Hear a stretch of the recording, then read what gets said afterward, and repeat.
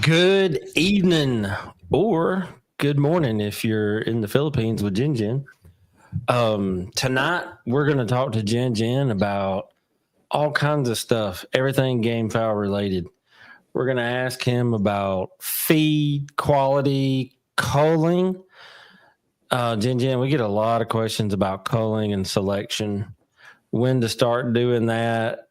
We're going to ask some questions about your breeding philosophy and your strategy. But first, I want to know, how are things in the Philippines right now? Right now, it's been raining a bit. It's still hot, but everything's good. When it comes to cockfighting, everything's good. Everything's legal. They're not giving us a hard time, so we're good here in the Philippines.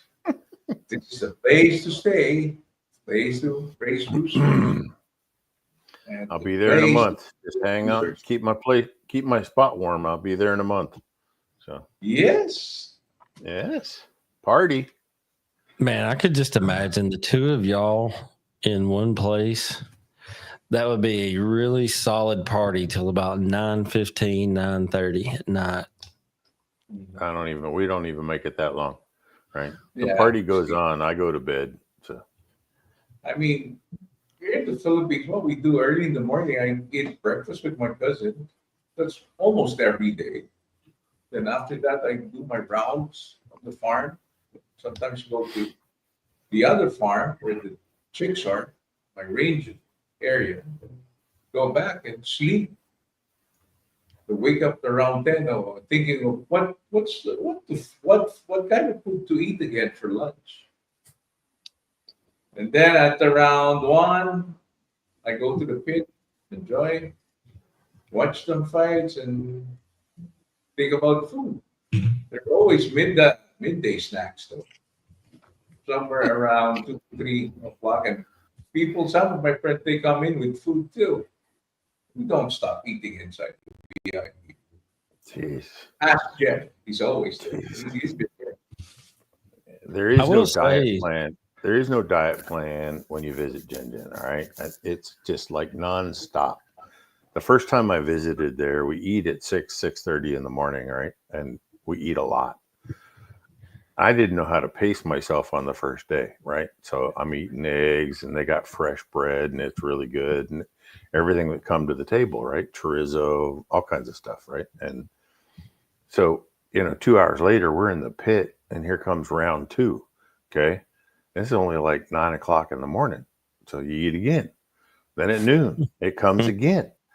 Then at 2, it comes again. It's like just every 2 hours, there's more food coming, right? Then he gets you home and he's like, hey, you want some ice cream? You hungry? Let's eat. Come on. It's like, I ate 6 times that first couple of days. I was there, and I was like, man, I got to stop. You're killing me, man. But Jeff, that's how, in the middle of the day, when you have somebody that's been diabetic and they say that their blood sugar was in the 60s, that's how they do it. They graze all day instead of eat them big meals loaded with carbs all at once. You got to pace yourself, man. Yeah. You need to come with me to visit GenGen. There are lots of carbs, right? I was eating like 6,000 to 7,000 calories in a day. Yeah, right. That's only lunch. Wow. Cookies, cake, sweets. He likes his sweets. He did. He's cut back a lot, but he likes his sweets. And so, man, that's just sounds. I might have just gained 5 pounds, but it sounds really nice. I'm telling you, plan on gaining 10 pounds. Then I'd have to come back home and start trying to lose it all over again. Yeah. You'll sweat it off while you're there. So, Well, what month do you plan to come over here? who? Gary. I'm probably going to make the trip. It depends on Jeff's plans, but end of the year, first of the year, like December, January. I'm hoping that instead of the average temperature being like 100 to 115, it might be a little lower. Well, December, January was nice. If you really want to enjoy everything, though, starts at the Gamefowl Expo. I don't know what that is. It's towards mid or late January. They have that show. The World Gamefowl Expo. And you see sounds Are you going? Are you going? Are you going to be there? Again, yeah, probably.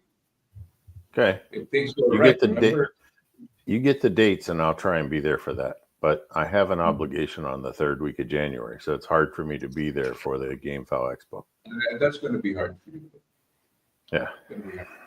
But Carrie can do it. You'll take good care of him. No worries, man. I got your back. And front. Then I'll be in good shape, I guess. Oh, You'll be safe. I've got some questions that I have collected. If anybody has any questions, they can feel free to put them as a comment out there. Can I see those comments or no?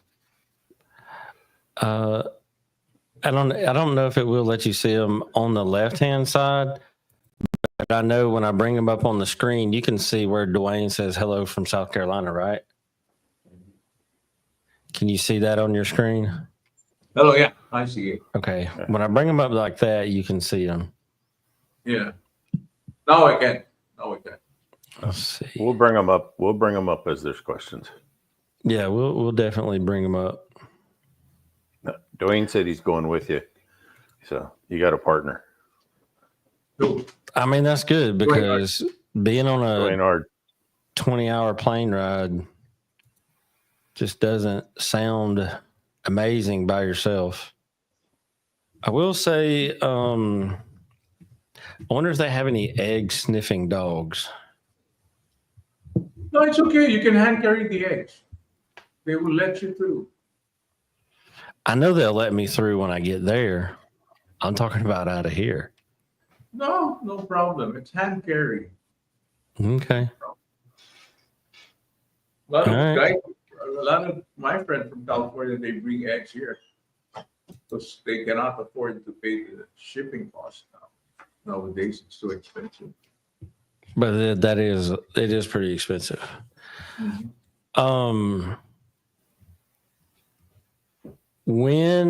So this first question that I have is from somebody that wants to know, what are the top 3 physical traits you look for when picking a young stag or pullet for future breeding? First, I look at the legs. They have straight legs because they cut better with straight legs. It's easier to tie. Then go to the body, the eyes, not too long, not too short, full-breasted. I don't want the kill bone that I want it full body though. Neck should be proportioned with the body. That's the eyes, red eyes. But I'm really particular with the legs though. So you would say straight legs, number 1. Mm-hmm. Red straight eyes, number 2. Body confirmation. It's all comes up, but for me, the number 1 for me is number criteria is the legs, straight legs, medium to high station, not short though. Okay. Not medium though. It's medium to high station or medium high spec, the best for me. All right. Now, we need to explain when he says straight legs, he's not just looking at how a bird stands on the yard. Did he show you, Carrie, when you were in Mississippi? Yeah. So when I got to walk around a few different places with him, what he would do is he wouldn't even touch a bird without looking at it. And if he would watch one move around and see like how it paid attention to what he was doing and everything else that was around him. And when he liked the station and the stance that it had, those were the ones that he wanted to pick up. And when he would pick them up, he would hold the bird in his hands like this, and he would pull the legs out and see how straight they were. He was looking for the straightness. He was looking for the length to have the traits that he desires for the bird to have. Those were the main things that I saw. And after he did that, he would feel like having the breast in his hand. There was once where I saw him pick it up, and he said that the legs look good, but I can feel the keel too much. And he did that just by holding it in his hands. But the ones that he liked and actually got, he would look at the legs, and he liked the way it felt in his hand. Then he would turn and hold it with both hands, and almost, if I remember right, almost massaging the bird around to try to see if it was more muscular or if it had a lot of fat or anything like that on it. Am I right? Did I remember? Yeah, you remember parts of it right, though. But the chickens, you don't have the right feed, they tend to be fat. But you have to feel them. It's your hands. It's instinct. Because I've been doing this for a long time, and once I feel the bird, once I look at the legs, I would know if I want him or not. And of course, you have to spar them for a little bit, but not that much. Though. Birds nowadays, they're all good. They're all good hitters. Especially when you look at them, they should look nice. Especially American birds, they should look nice though. But when you look at ASILs, they look different. The fighting styles are different too. So I've been trying to breed them now, ASIL over American fowls. So let's see what happens. That's some of the ones that you got when you were here several months back. Mm-hmm. And you're looking for straight legs, maybe, because I've been to a lot of farms, maybe out of 100, I would, because what I'm looking for is not perfection, though. I'm looking for, because if you look for 100%, you can't find that. You cannot. So I go 80% for the ones I would breed. For the ones that I would fight, it's going to be different, though. I'll kind of like maybe 70, 75%. I can get that. But for breeding, I would only go for the legs, would be 80% straight. Because it's in the genes, it's hereditary.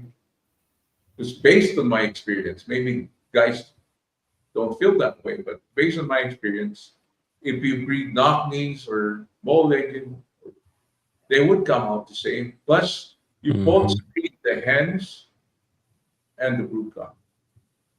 But there's no guarantee that they would come straight-legged. There are factors, though. How you raise them, how they're being hatched or incubated. There's no guarantee. Once they get sick, now you raise them is the thing. And plus, the diet. You're not feeding them right, then there's a big chance that they would grow different. They would not grow healthy. There's no guarantee, but still, it's better than having crooked-legged rootstock.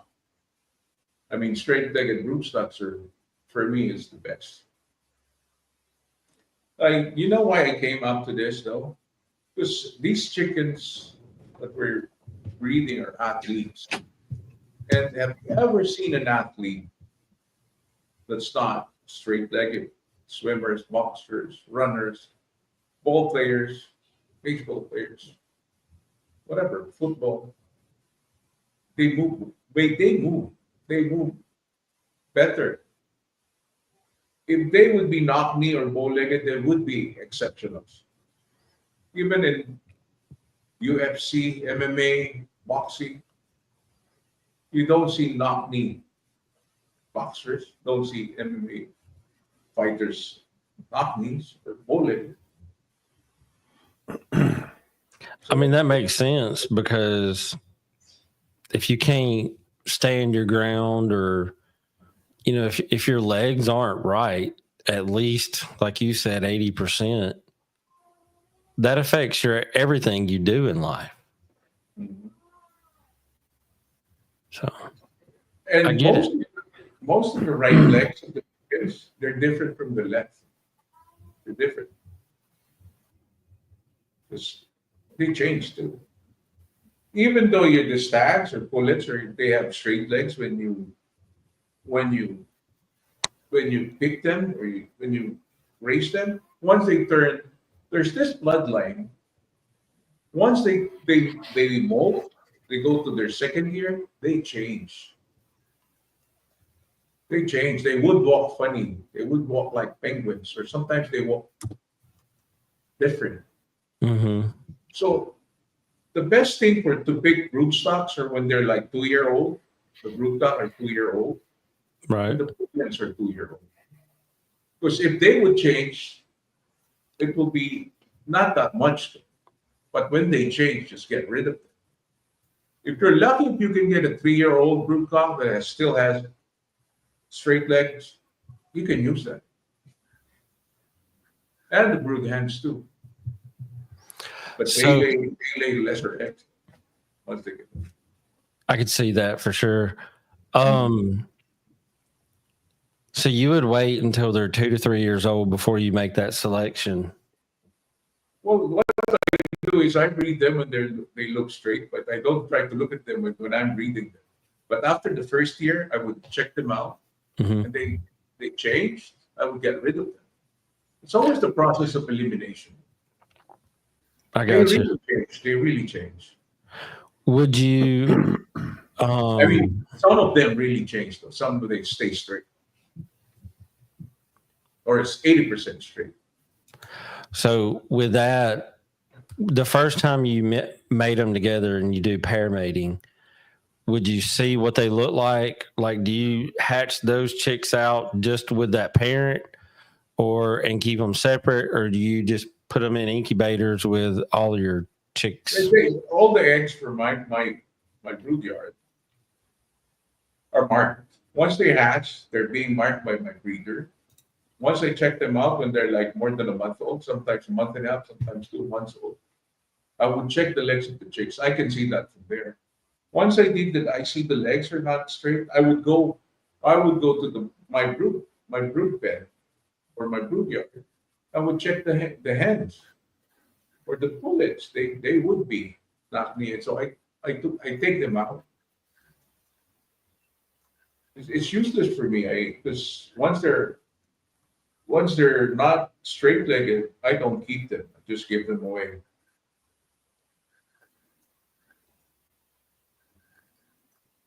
So if they're no good, you're getting rid of them. The stags or the cocks, they still win though, but I'd rather not keep them. You don't want to waste food on them. Yeah, but I keep the ones that I really like because I feel that I have the advantage. Well, I mean, how many chicks do you raise a year roughly? Okay, this year I got hit with the world, so I lost 1,800 chicks, which is so terrible. I've been using the same program. I had to get rid of them. Then I started hatching December 30th till late April. I was able to produce 7,000 plus chicks. And right now, I've been screening them, and I got rid of the females. I gave them away at the pit. But last Sunday, I sold them for 20 pesos, which is like 10 cents. Oh, no, 20 is divided by 5. or 4 cents, 40 cents or something. Yeah, So essentially, you sold Yeah. them for a Coke. Yeah. One of the small ones, not even a 20 I ounce. was giving them away for free, and some people they get it and they sell it. So I'd rather sell them for $20, 20 pesos, and give it to the boys. I mean, it's something. Uh-huh. So, I mean, that makes sense. When you're raising 7,000 chicks, being very picky about what you're looking for and only wanting to continue the ones that meet your requirements 80% or better, that makes perfect sense, because 70,000 chicks that go through hundreds of kilos of feed a month. Yeah, that's a lot of people. Now 7,000 is a big year for you, though, right? You hatched a lot more than normal. Aren't you normally doing like 4,000? I was planning to produce like 5,000 chicks when I got hit with Umburo. Shit. I had to go breed some more. Just to make sure, and I bought the bird from the US. I brought it here to the Philippines. Hey, it's here, but just might as well breed it. That's it. Right now, aside from the 7,000 chicks I hatched today, just for today, because the ones I brought, the Azels from California, I bred them. And I had like 550 hatch chicks just today. And I have one more batch. It's probably with the same number. Another 2 weeks from now. So that puts you a little over 8,000 chicks this year. 2 years from now, you're going to be stacking. If half of them work out, or is it more like 10%? Let's say I produce 7,000, and probably 30% of that would be male. And I would screen them at probably, it's like 2,000, okay? And probably I'll be happy to get 25% of them out of that 2,100. Let's say 2,000. And probably I'll end up with 5,500 for my so you're hatching out 7,000 chicks to get your 500. Yeah. For next year and the next. I'd probably sell a few, but the ones that I know, maybe if they are willing to pay, they'll get what I keep. That's right. But they're, how some buyers are tight. They try to bargain everything. So pick whatever you want on the ones I don't like. It's only money. Yeah. Chili Dog says, can a feed using sprouted ancestral grains? Jeff, you're going to have to pronounce the rest of those words. Nixtamalized. Yeah. Fermented legumes. I cannot answer this question, sir, because I'm not a nutritionist. Probably Jeff, can you answer that question for me?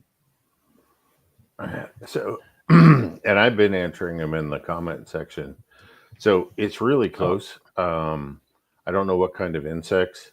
This is a lot of work, and this is a lot of meticulous work, right? So, the sprouted ancestral grains, and that heritage maize and fermented legumes, is a pretty good mix. And then I don't know his percentage of insects, right, that he's preparing for them. This is really close to a great balanced ration. I only suggested that we needed some meat protein in there. I think we're still just a touch short on amino acids. Now, I didn't calculate it out. I'm going from just what I know, right, and what he said. So, but I would want some meat protein in there, a little bit more than just what the insects are bringing. But, yeah, kudos to Chili Dog, because that's a lot of work, and that's meticulous, to spend that kind of time putting a feed recipe together. So, Alexander wants to know, in the Philippines, do you breed year round, Also, how long do you keep a breeding pen together before changing out the pair for a younger pair? Okay. In the Philippines, most of the time we fight stag derbies. There's like early bird, which are born late October till late November, and there is the local, which were born December till early January, till first week of January, and there's this national, which were born mid January to early March, and there's this late born, which are born mid March till late April. Well, and then people will breed May for off season. So it's definitely all year round. It depends on the breeder, how long you would breed how long you would breed, but that's the schedule of the stag derbies. They're being banded. When do you band them? I know we talked about it. I don't remember what time of year that was when you had to. Okay, when, the early when did birds they? are being banded. The early birds are being banded January. The local band are being banned March, and the national are being banned April, and the late born are being banned June. So that's it. All right. So you got Okay. you got the bander crew coming there, several months, like 4 months in a row. So they're banding for different purposes. So do they put a different color band on when they Yeah, come? they do. And Okay. it's well recorded. Everything's and it's stored in the computer. They have this thing. They have this program for that. It's totally legit. No cheating is allowed. Some people tend to cheat. They kind of like tamper with the bands. Once they get caught, they would be banned forever. For the stag fight. For forever. And then they're going to ruin their name. It's going to be your name in the line. Dishonest people here in the Philippines, especially dishonest cockfighters, or breeders, you have no place here in the Philippines. You'll be happy they will let you in back. There's no room for cheaters here. Not in the comes bigger with- shows. Not in the bigger shows. When you start, yeah.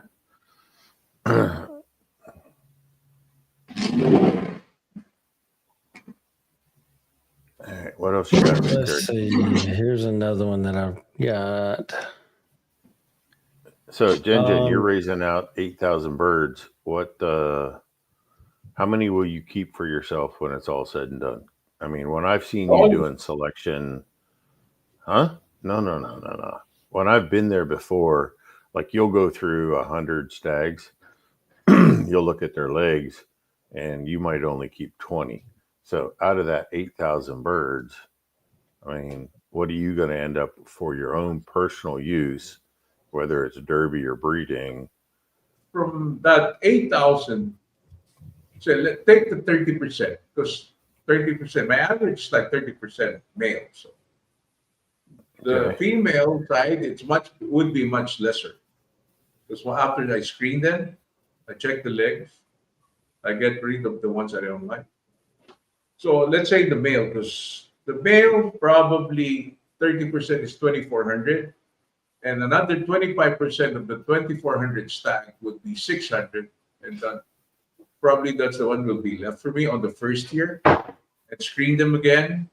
Maybe 50% of that will be left. That's 300 for me to make them pops or age them.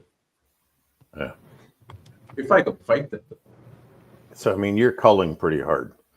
Is what I Not want to really. do. You cannot. The males I don't cull. I give them away. Some I sell them. Well, when I say cull, they're no longer at your farm, right? You give them away. You quit feeding them, but yeah. You've been here. You've seen people come to me and ask for birds. They don't ask for one or two. They ask for minimum like 3. If you give them 2, they would be disappointed. Well, they're probably used to me though. They like asking birds for me. Yeah, but you have an agreement with them that they'll bring them back, and they'll Yeah, show that's the them only thing at I your ask them pit, to. right? Yeah. If I'm giving you So birds, you better fight at my pit. So right. It works out. Yeah. In the long run, it works out. mm-hmm. Dwayne says, does spur placement affect your choice when it comes to breeding, or does it influence your choices when it comes to breeding? Not really. I really don't mind about the Spurs. Some look at the lower, they're lower, they're near the prop show, but me, I don't really care because I tie the knife. I don't worry about it. Some people believe in the old ways that the nearer the spread up to the prop, it's better than the. But hey, the birds now, they would be sometimes the spur would be higher, like an inch higher than the procto. I mean, wait, the space would be an inch. I know it's best it's like half an inch, but you don't know what you're getting when you're breeding them. It's because of the feed and the bloodlines. I really don't breed on the bloodlines though. I breed most of the winners that I like, but I keep the ones I only breed with the hens I know or the pullets I know. Yeah. What's in them. But I really don't care about the bloodlines. They're all crosses to me. You make your own, but I breed by performance. Yeah, I made that mistake once. I was talking about, like hatch and leaper and that, and he stopped me and he said, "It's just a damn chicken, right? It's just they're all just chickens." He goes, "There ain't nothing pure anymore." So I was like, "Okay, you the boss." I mean, you do see a lot of people that are like, well, these are Kelsos, these are McLeans, these are Hatch. But if you really look at the birds, a lot of them, like their station is kind of the same. Their coloring is kind of the same. Is it pure? What is your strain like? And, a lot of people can't tell you. They're pure chickens. Right. Yeah, they're pure chickens. Like tiger crossed with the lion, they call them tigon or liger, right? But these are chickens, right? The tiger and lions are cats, okay? But chickens are chickens.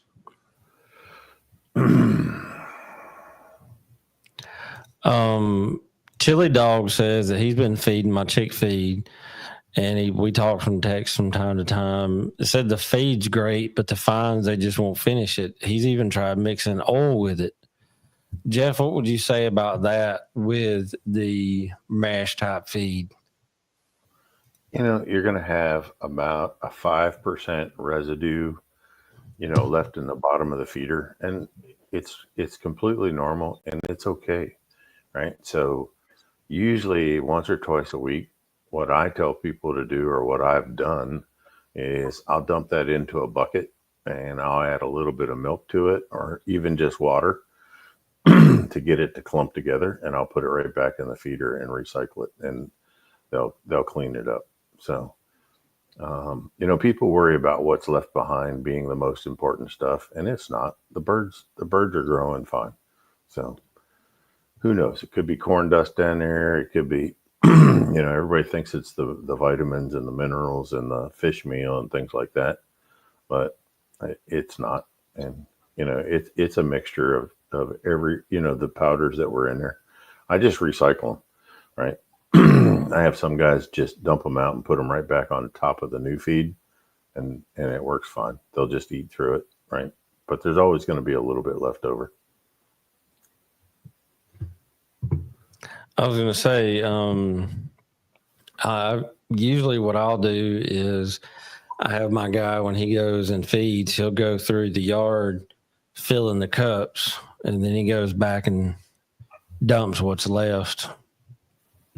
and that's what happens with the fines. He puts it all in a bucket and feeds it again. Yeah. Let's see. Trying to see. Now, this person right here wants to know whose A-seals did you get from California? I don't know. You may want to answer that. You may not. I got those from Mines or from Bear Valley. Okay. You can find him on Facebook. Bear Valley. The Mexican guy. Nice guy. Daniel wants to know, what type of keep do you use? Oh, this is hard. Because Americans, they have their own keep, but here in the Philippines, it's for me. I don't usually keep my birds. I just put them there. I get them or put them in the shaded area or my ring or the arena. And when I fight tomorrow, I would fill them. Let's say I fight Sunday, I would fill them Saturday. And the ones who's got the proper moisture, I would fight them the next day. But like Sunday morning, I would fill them again, and they would feel leady or soggy or too much water in them. I won't fight them. I always fight the birds which you cannot go 100%, at least 80%. It has the proper moisture. And I trust how I deal with birds. It's my hands. Mm-hmm. It's hard to transfer it to somebody. It's only me. It's instinct. Keeping them, I mean, the average fight here in the Philippines is under a minute. In the US, if you fight gap, short night sometimes it gets easy. Even in gap, but most of the time, they go to the drag. It takes a while. Because Americans, they fight theirs to the distance, though. They equate them to extremely gut empty, really empty, to go the distance. But us here, the average fight is under a minute. They really don't. I don't care. I don't care. But I fight them with nothing in the trap. But sometimes you get too wet. I feed them before I fight them. It's the approach. It's really instinct. It's hard to explain because you guys are not from the Philippines, and some parts of the US, like California, the humidity there is 40. And it's there. The chickens there, they stay dry all the time. But some parts in the south, like where there are swamps and everything, the humidity is different from California to the south, Mississippi, Tennessee, and Dallas. But in the Philippines, it's always 80+% humidity.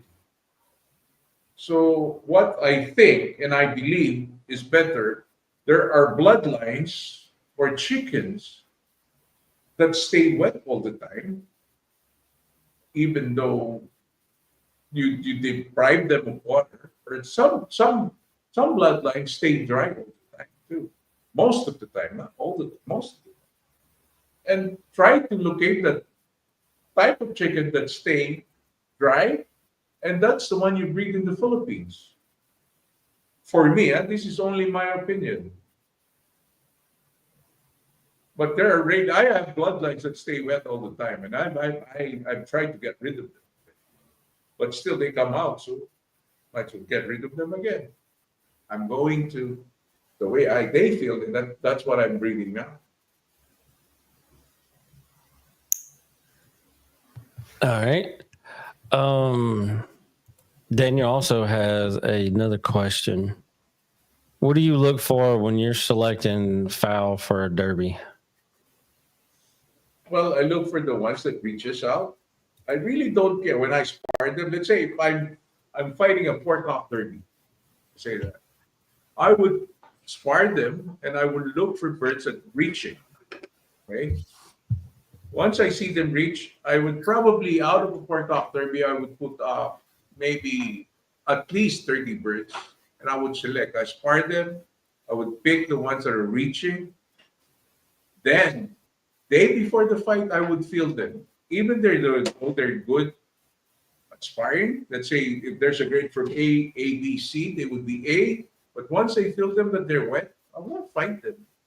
I would fight the C with the proper moisture, or the B with the proper moisture, not an A with not the right that's wet. I would fight chickens that has the right moisture. If I had 8 out of the 20 that I pick, I would fight 8. If I only have 4, I would fight the 4.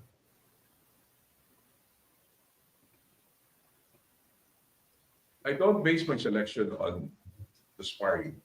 I base on how they feel. All right. Let's see here.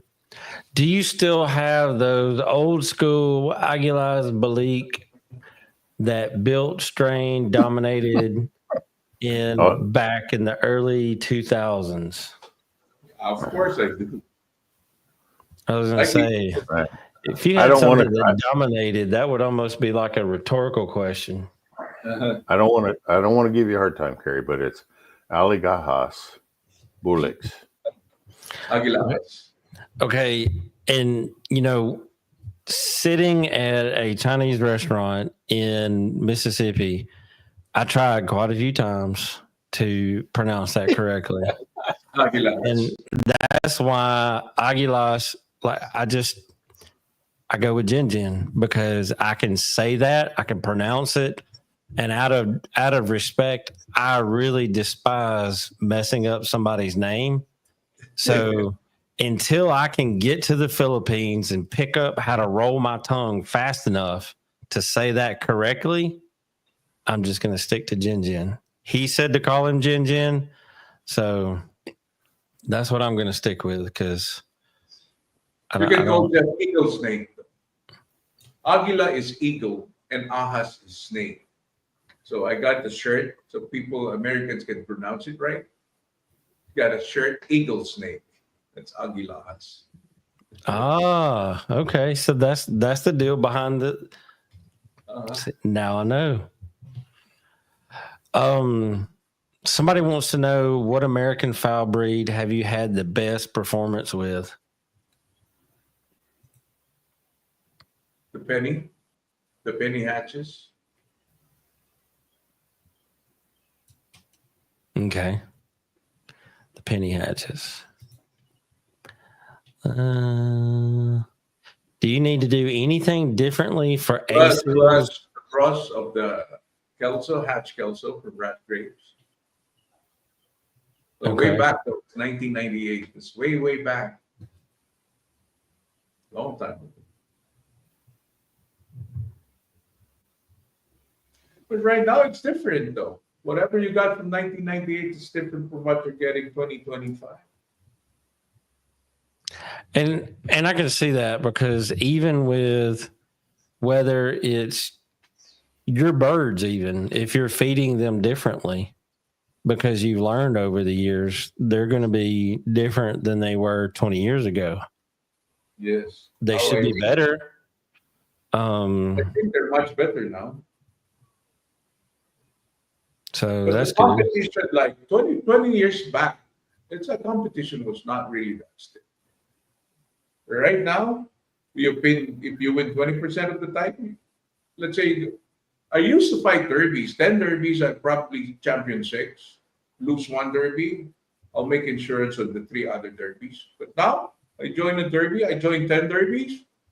I'm lucky to be champion in 1 derby. It's hard now. People here know how to put up their birds. People here know how to breed their chickens. The only advantage I have now is I have jet speed. And no one's using it from the Philippines. Maybe only me and a few of my friends. Well, I mean, that's like your birds. If they want stuff that you would keep, it comes with a price. Mm-hmm.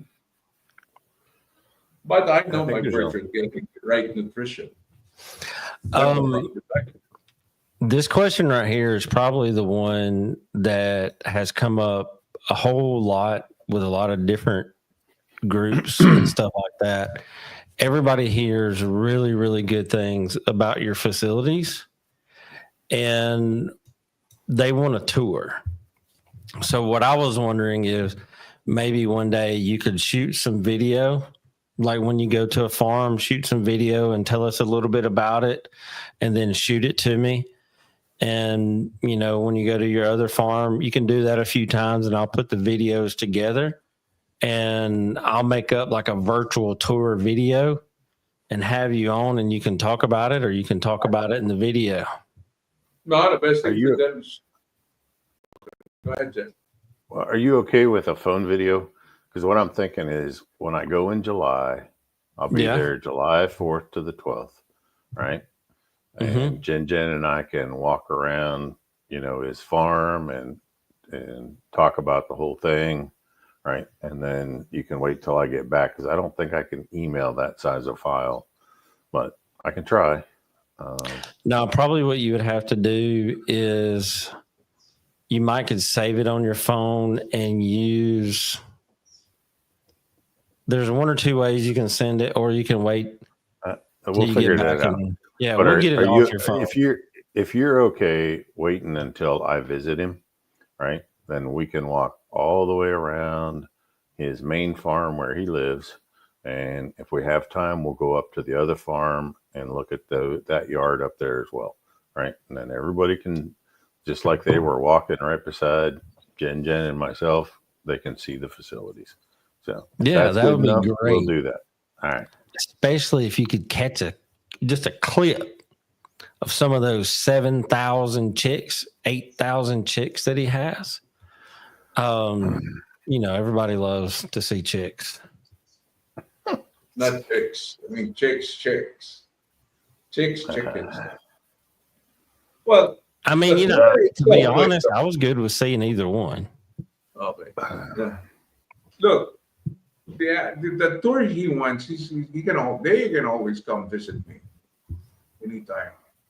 But the thing with the video is they can see it. But what if they have questions? Why would you do this? Let's say why are you breeding them? So what I would like to do, the best thing is to come over to the Philippines, enjoy the Philippines, be here, and see the difference. I agree with that. The difference having the chickens here in the Philippines and compared to having chickens in Mexico or having chickens in the U.S. So come over. Different. It's different everywhere you go. So for the guys that are living, vicariously through us, what we'll do is we'll get Jeff to shoot that video, and then I'll take the video and I'll clean it up and all that. And then we'll get you to come back onto the show, and we'll play clips, and then people can ask those questions, and then we'll let you answer them. How about that? No problem. No problemo. Hey, when I was over there the first time and I visited GenGen for 3 weeks, I said, GenGen, you need to offer, like once a year, you offer like an open house training for a week. Okay. Guys come in Saturday, Sunday, they spend the whole week. They come to the farm in the morning before the pit opens. We can have a little bit of classroom. We can do a whole lot of walking around, a whole lot of hands-on, a whole lot of one-on-one with the master GenGen. Okay. And then the afternoon, we can go down to the pit, sit around the VIP room, and I actually learned just as much there at the pit, right? Watching the birds before they pitted them, right? When they're holding them, what they're working with them, because then I could ask GenGen this, that, or the other thing, right? And you get to see the whole thing in motion all the way through the system. But he decided nobody was interested in coming there to learn from him, so he gave up on the idea. So all you guys that just had a big sigh of disappointment, I tried my best to talk him into doing small class, 8 or 10 people, 1 week. Right. I don't know, Jeff. I saw GenGen kind of looking over and up to the right, like, man, I could do this. And as long as I made them promise they never came back here for a derby, so I wouldn't have to compete against them, I wouldn't bother. You know what? The nice thing about GenGen is that doesn't bother him. Okay. He's not that kind of competitor. He believes in what he's doing, what he's breeding, and how he's raising them. And it's, may the best man win. Everybody wants to win, but he is the most generous man with information that I've ever met in my life. So, and I like that, and you don't see it here. You go to somebody here and say, "Hey, what's your secrets?" And they're going to be like, "Yeah, no habla inglés." You go to GenGen, and GenGen's like, "I'll tell you, you're not going to do it like I do it, so you're not going to beat me." Because people don't want to put the work in. I was not raised selfish, though. My grandfather was not selfish. My father was not selfish. And I'm raising my children not to be selfish too. Not just on chickens, but also on life. It's being generous, it's sharing something that's good and for the better of other people. You can do that.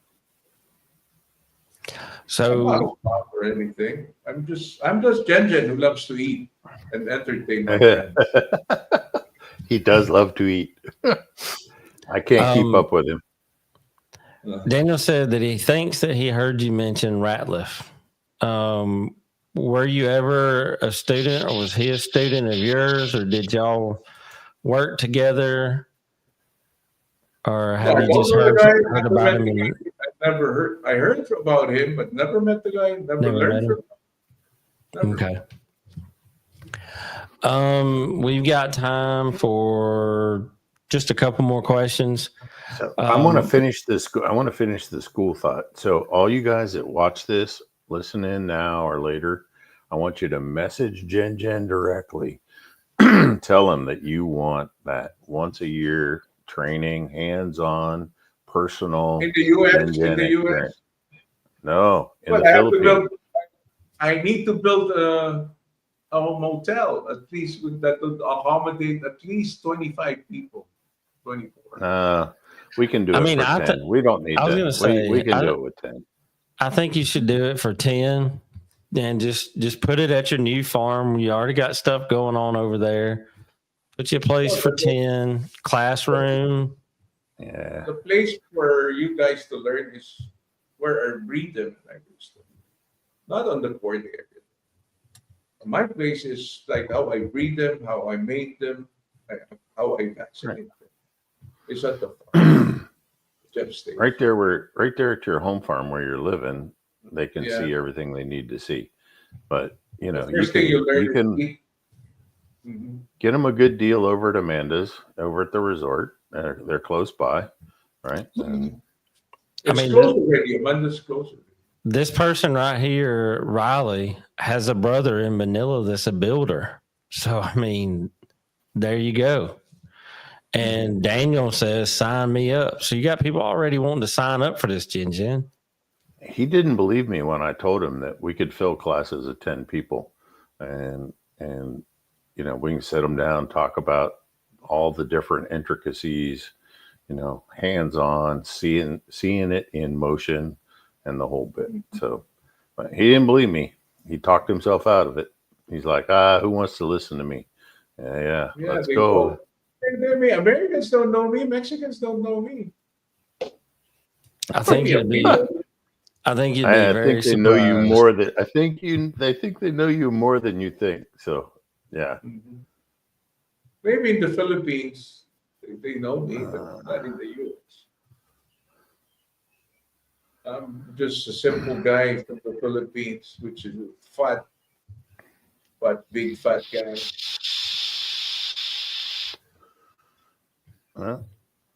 we can get 10 guys to sign up, are you going to do it? That's about all you can fit in your kitchen. So, all right. So right here, for at least it's hard to handle a lot. Though. All right. So here's that's why we said 10. Here's one right here. Daniel says, "Sign me up." Sean says, "Let's go." Birdman said that he would like to come over. And Dwayne's coming with me. So, I mean, there's 5 right there for you, GenGen. Class is already half full. And I don't know how long. Wait, look. I don't know how long it would take for them, for us to do it. But it's the plane ticket plus the food. But I don't intend to make money here. I really don't want to make money. I'm just here. I'm willing to teach you guys, but I want to make you live and sleep comfortably, enjoy your stay, and the trip make it worthwhile. I don't know how much to charge this. It's going to be like food we're going to eat minimum 5 times a day. If we get the midnight snack, it's going to be 6 times a day. You don't have to feed me at midnight. I'll be sleeping. So okay, probably 5 times a day. Yeah. And room, I don't know. I'll probably make 5 rooms with it. I'll think about it. Let me think about it. Hey Jeff, you know that's more than what he's gotten in the past. I just want to add that Daniel says he's in, so that's 6 right there. You know, look, you know, temperature. And here's the thing, GenGen, you could make them responsible for their own airfare, so that way you don't have to figure out that variable and figure out the logistics of that. Classes from this day to this day, you know, you can feed them 6 times a day. Then figure out, you know, what it would cost and all that, and you know, add a few bucks to get your money back for your facility that you built and sharing your knowledge. I think it's a win-win. But the thing is, first rule, no smoking. Yeah, there's a guy from Manila. He said he's interested. Okay, so there's 7. So, all right, we already filled the class, and not everybody's 70% done. Yeah. I would tell you only because we're fat Americans and it's hot over there. The best time to go is early January. I would say in the first 2 weeks of January, get past New Year's, and that's temperature wise, that's the best time to go. Because May, June, and July are miserable. Let me build 5 rooms or 6 rooms to accommodate both. What'd you say? Amanda's is closed? Yeah, they shut it down. They're trying to sell it. I don't know. How big of a facility is it? It's a resort, a small resort. You got how many? They have like 8 or 10 rooms. So there's a perfect property already. What's the next closest motel to you? There's one. There's no one though. I'll check. But okay. The best place, I mean, build 6 rooms though. Well, some guys are probably going to want to bring their wives. So building rooms at your farm may not be the best idea. So, I mean, let's find out what the closest motel, you know, is going to cost. But the nearest motel is like that. I don't think it's nice. Too small. Well, what about that resort you were talking about? But once you wake up in the morning, the chickens are there. Well, you don't have that many rooms. You only got 2 open rooms, right? 2 or 3. I'll just build 6 rooms. Holy moly! You all right? You better get busy. If I have the money, though.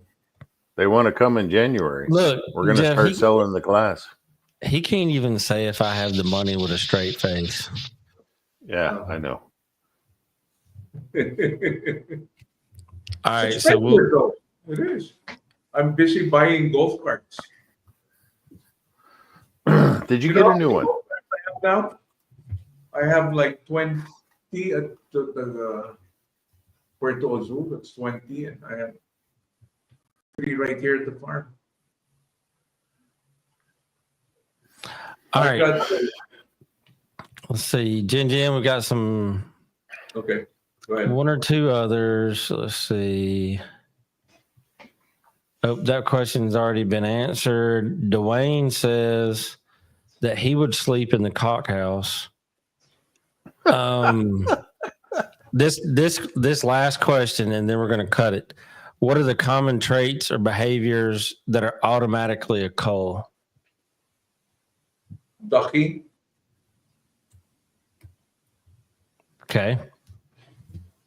They're ugly, knock knees, not good body, not healthy.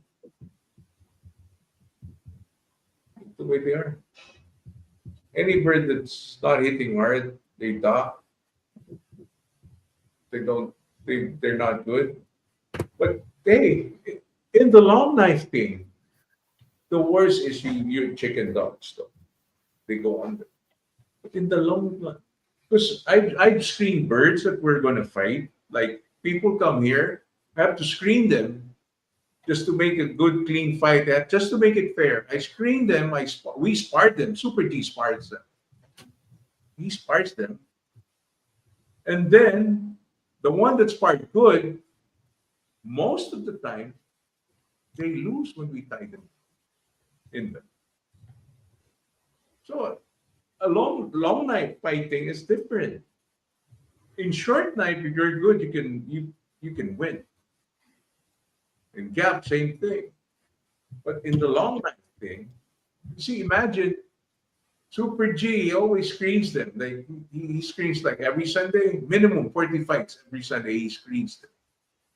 Sometimes he cannot remember what they are, but the ones that sparred good, they always lose.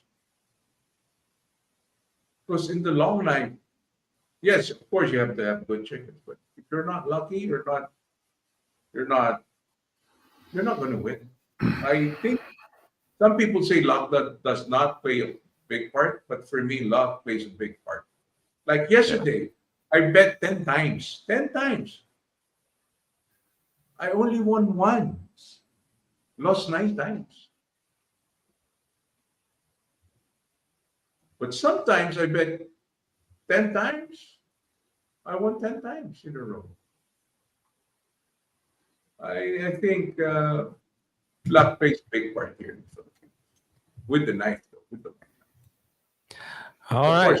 And everything. Well, we're at our hour. And so we're gonna end it with that one. I do want to say the funniest question out of all the ones that I had was somebody said, "How do you handle emotional support when it comes time, or emotional attachment when it comes time to cull?" I had to read that one twice because I didn't think that was real. But anyways, GenGen, I know that it is 8:00 in the morning there, and you're ready to get your day going. We appreciate you taking time out of your busy morning to talk to us and answer some of our questions. And we look forward to hearing from you again. Of course. I'll be here for you. You going to come back on and hang out with us some more?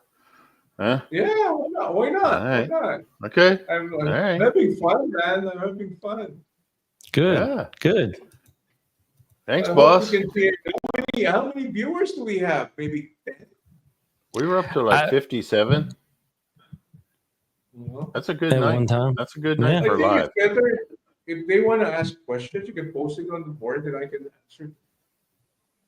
I'll work on that. We'll work on that for the next time. I was gonna say, for the next time, what I'll do is I'll take tidbits of the videos that Jeff shoots of your facilities, and I'll post them as teasers and get people to submit their questions. Mm-hmm. All right. Y'all have a good one.